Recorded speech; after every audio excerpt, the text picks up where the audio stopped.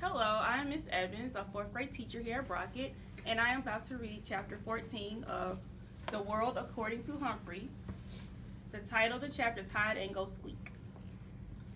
Apparently, the day after Thanksgiving, humans do two things: eat leftovers from the day before and go shopping.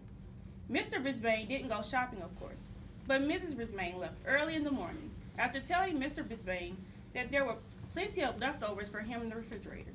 So there I was, stuck with old sourpuss, and all he did was sit in his wheelchair looking unhappy. I'd much rather have been hanging out with Principal Morales or chatting with Saya's family. I could have been tricking Miranda's dog, playing cards with AJ's family, or watching Aldo balance a broom on his finger. But no, I was watching a sad and grouchy old man act sad and grouchy.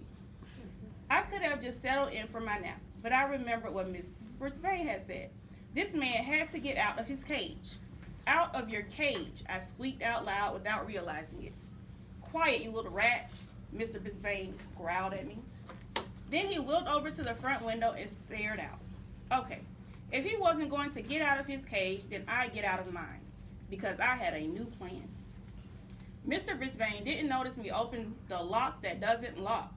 He didn't see me scamper out of the cage across the table and onto the couch.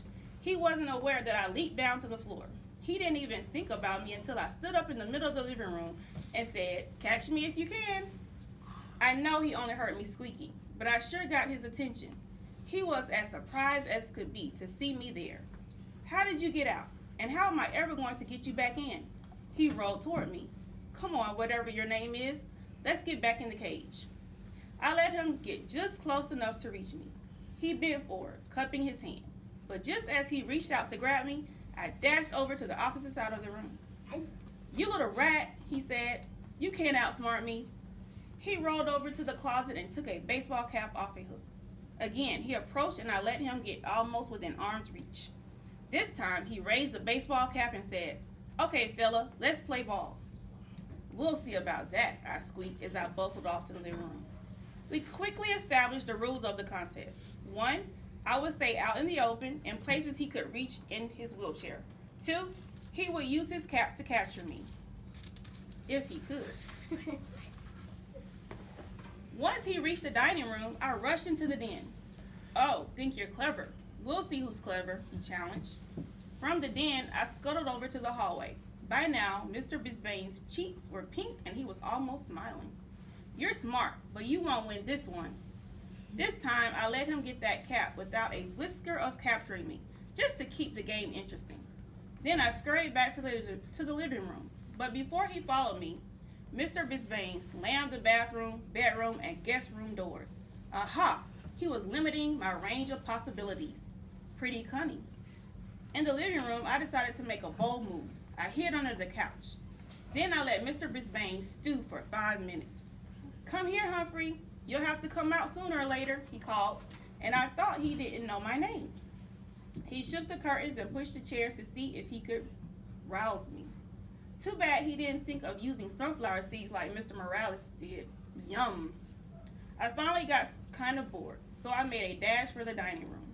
Mr. Brisbane followed, and this time I let him scoop me up in the cap. "I win," he shouted triumphantly. He was beaming with pride as he stared down at me. "But you were a worthy opponent." He put me back in my cage and I scrambled into my sleeping house. I have to admit, the game had made me a little drowsy. I don't think it was very long before Mrs. Brisbane returned, carrying several shopping bags full of packages. "What happened, Bert?" she asked when she saw her husband. "Nothing," he said. "Your face is all rosy. You look different, and you're wearing a baseball cap," she said. "Sit down, Sue," he answered. "I'll tell you all about it." He told her every detail of our match, chuckling and swinging his cap back and forth. "I guess there are some things I can still do," he said. "Now how about a game of gin rummy?" Mrs. Brisbane was almost speechless. "Okay," she said, starting to get up. Mr. Brisbane waved her away with his cap. "I'll get the cards, you just sit." As he wheeled into the den, Mrs. Brisbane turned to me and quietly said, "Thank you, Humphrey." Mr. Brisbane didn't frown the rest of the day and evening, except when Mrs. Brisbane beat him at cards. The next morning, which was Saturday, she couldn't even find her husband. "Where could he be?" she asked me. "He hasn't left the house in months." A minute later, he came into the house from the garage, his lap full of boards and bricks and things. "I've got an idea for our friend Humphrey," he said. Mr. and Mrs. Brisbane spent most of the rest of the day building an obstacle course on the coffee table in the den. They lined up boards along the sides so I couldn't stray too far.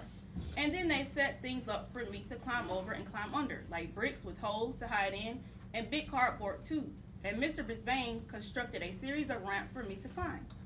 Oh, we had a wonderful day.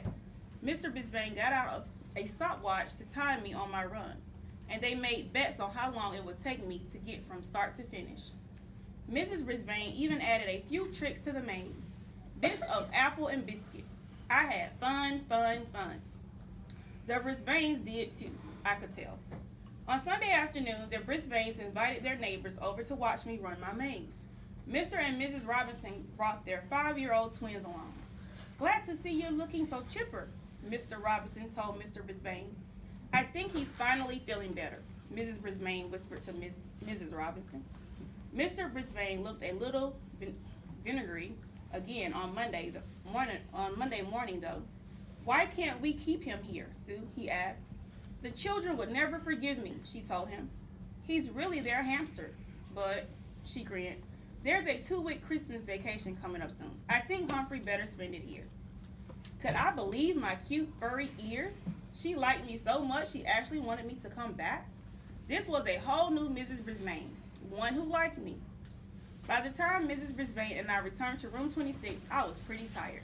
But it was a good tired, and I knew I could rest up from my weekend during recess. Tip 14. Hamsters should be let out of their cages to run in a closed environment for an hour or two at a time. The end.